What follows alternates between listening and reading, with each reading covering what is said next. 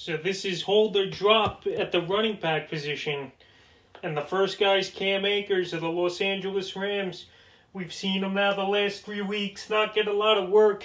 Is Akers in the backfield with Darrell Henderson and Malcolm Brown over there. But Akers, he's out there in a bunch of fantasy leagues. I notice now, and he's a guy, if he's out there and I got Deadwood on my bench, he's a guy who would go out there and pick up his Cam Akers. He's a guy to hold on to also, because I think after the Week 9 bye for the Rams, you're going to see Cam Akers starting to get some workload and some carries with Henderson back there. Akers, he was drafted early in the NFL draft for a reason. He's a big physical back. He could play all three down. So I think Akers is a guy you hold on to. And like I said, if he's out there in your league, he's a guy to go out there and get. The second guy is Jerry McKinnon. Do you hold him or cut him? I'm holding on to him also. McKinnon now, he might get a lot of work this week. Him or Hasty, depending what happens. Mostert's done for another 2 weeks. Tevin Coleman, he might come back this week, but I doubt it. I haven't seen anything on that really. So Week 9, I expected versus the Packers for Coleman to come back. And also, we saw Jeff Wilson Jr. hurt his ankle bad last week. So it's down to McKinnon and Hasty this week in the backfield. And McKinnon and Hasty, I think they're going to split in the backfield this week at running back versus Seattle. McKinnon, we know he can't handle a full workload by himself, but with all the injuries I just mentioned out there in San Francisco, he's a guy I'm going to hold on to, is McKinnon. For at least the next guy is Devin Singletary of the Buffalo Bills, and he was in my 3 running backs to cut video. You should go check it out. But anyway, Devin Singletary, he's a guy I'm cutting. I'm not holding him. That Bills backfield's a mess. Zach Moss is cutting into his work in a couple plus matchups, especially last week versus the Jets. Singletary was a total dud. I said you either cut him or you put him as a throw-in in a trade of just a guy to get off your roster, because Singletary, I don't think he's going to do anything. That offense is Josh Allen's offense now. They're going to throw the ball a lot, or is the Buffalo Bills. They got good receivers in Diggs, Beasley, and John Brown. Singletary, he just has no impact at all, I feel like, is Singletary. Last week versus the Jets, 6 fantasy points. That's going to get you nowhere. And now he's got New England, a pretty stout defense versus the run. If you're starting him in a pinch of stuff, good luck to you. But he's a guy I want to drop. He's still rostered in 91% of leagues.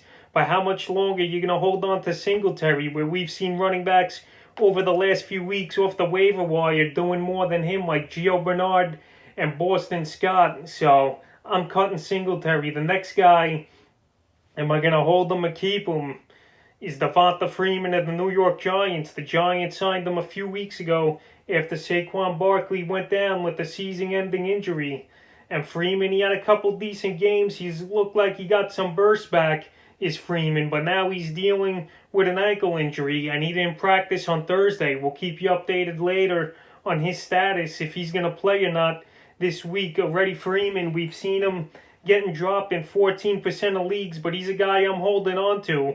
Starting running backs are hard to come by, and like I said, Freeman, he's had a decent 2-3 games since he became the starter in New York. This week they got a tough matchup versus Tampa Bay, but that offense is limited anyway. They don't got many weapons. So Freeman, he's still good for a flex or a 4th or 5th bench receiver.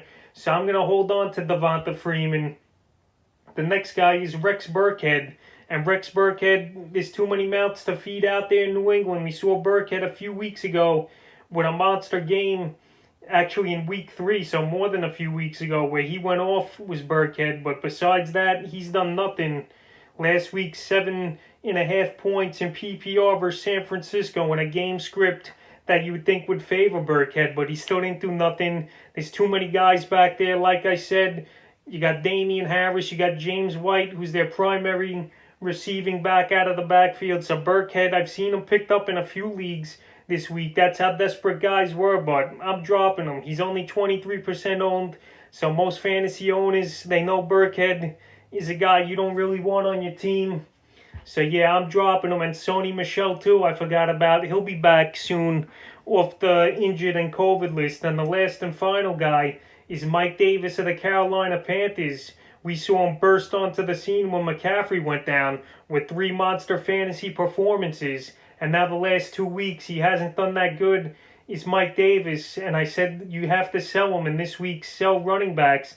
And if you didn't now, he's going to be a total waste. McCaffrey's coming back next week in week 9. He's not going to cut into his workload like Matt Rule said.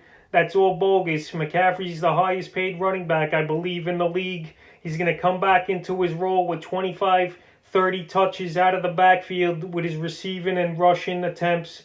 So, yeah, Mike Davis, he's going to be a big drop candidate this week. He's 90% owned. I could see him being dropped all the way to 50 or 40% if the waivers are over this week. So that's hold them or cut them candidates at the running back position for week 8.